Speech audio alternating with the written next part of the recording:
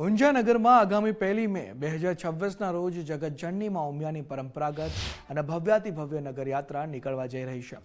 છેલ્લા 1870 વર્ષથી બિરાજમાન માતાજીની ઐતિહાસિક યાત્રાને લઈને પૂરજોશમાં તૈયારીઓ ચાલી રહી છે।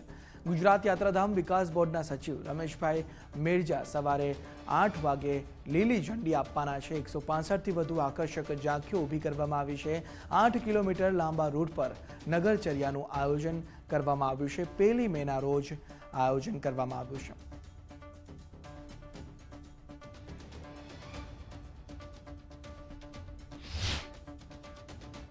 ઉમિયા માતાજીની અંદર દર સાલ વૈશાખ સુદ પૂનમના દિવસે નગરયાત્રાનું આયોજન કરતા હોઈએ છીએ અને આ નગરયાત્રાની અંદર ઊંઝા નગરના સૌ નગરજનો, ભક્ત મંડળો અને આજુબાજુથી મોટી સંખ્યામાં ધાર્મિકતા સાથે જોડાયેલા લોકો એની અંદર જોડાતા હોય છે।